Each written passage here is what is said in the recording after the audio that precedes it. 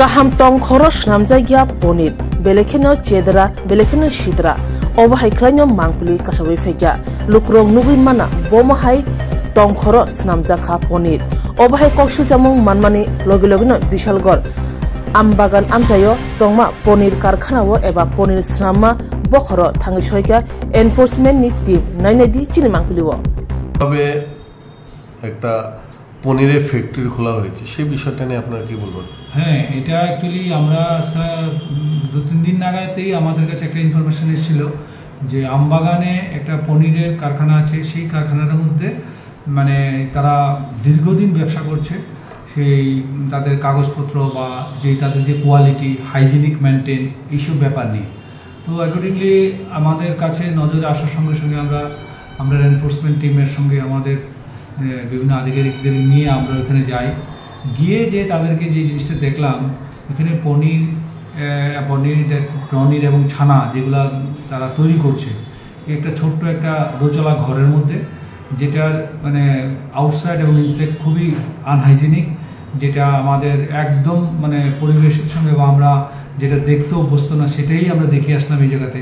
দীর্ঘ 25 বছর ওরা ব্যবসা করছে এখানে, কিন্তু উইদাউট কোনো মানে ভ্যালিড তাদের কাছে ডকুমেন্ট চাওয়াতে কোনো ডকুমেন্ট তাদের শো করতে পারেনি।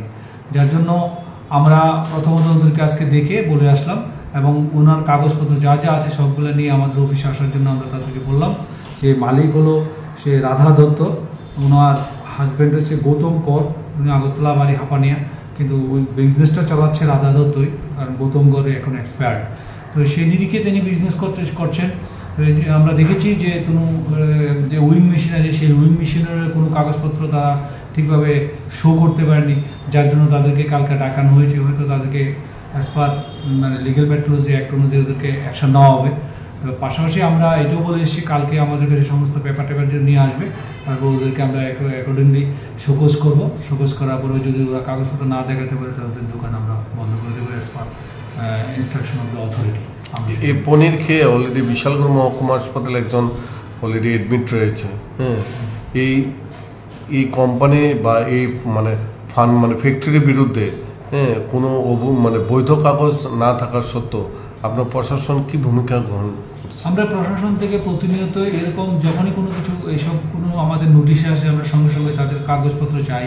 কাগজপত্র না দেখাতে পারলে আমরা তাদেরকে আইনানুগ ব্যবস্থা নিই এবং আমরা সেই যদি কাগজ না দেখাতে আমরা অবশ্যই এরকম একটা সিরিয়াস অফেন্সের ক্ষেত্রে আমরা কোনো মতে তাদের করবো না, টলারেট করবো না, আমরা আমাদের আইনগত ব্যবস্থা নেব, তাদের অ্যাকশন নেব। ফালাই দেবো উদাম রেখা দেবো সম্পূর্ণ এই বিষয়টা ফাঁকা দেখছেন, এটা উদাম কেমন দেখতেছি এখন আমরা দেখতে পেলাম মানে মাসি ব্যান করতেছে সব ক্যামেরা ঘুরাই দেওয়া তুমি ওই তো মাসি ব্যান তুমি যখন ভাত খাইতে বউ সামনে মাসি আইনি মাসে আই কিন্তু এটা খাবার জিনিস বুঝছো না, খাবারের জিনিস আমরা ফাঁকা লাগাই রাখছি তো খাবার ফাঁকা লাগাই রাখছি। ওই সাইডে দামগুলো তো উদাম রাখবো না, কিভাবে রাখবো? দামগুলো ডাকনা দেওয়ার ব্যবস্থা নাই না, এগুলো এমনি ডাকনা দিয়ে তাহলে জিনিসটা কাজও করবেন না। এটা তো ওখানে উদাম রেখা দিচ্ছি তোমরা না, মাসি জিনিসটা মাসি যদি না রেখে কাজটা কিভাবে করা যায়? জিনিসটা হইতে মাসি বইতেছে এবং কি মাসি ডিমও পারতে পারে, এটা উদাম যদি না রেখে জিনিসটা কাজও করবেন না। মাসি সরার কোনো ব্যবস্থা নাই কিভাবে? মাসির ওষুধ দিব, মাসির ওষুধটা যদি খাওয়াটার মধ্যে পরে এটা কি মাসির ওষুধ দিলে ভালো হইব না? মাসি ডিম পারলে ভালো হইব। মাসি খাওয়ার মাসির ওষুধটা দে জিনিসটা যদি এটার মধ্যে পরে কি হইব? মাসি খাওয়ার ভিতরে ডিম পারলে তখন মাসি আমরা ফাঁকা লাগাই রাখছি, ডিম পারবো কি দেখেন ওদের তো মাসি বইতাছে। কোন জায়গাটা ওই ধরনের বিশাল কি নাম তোমার? আমার নাম অভিজিৎ পোদ্দার।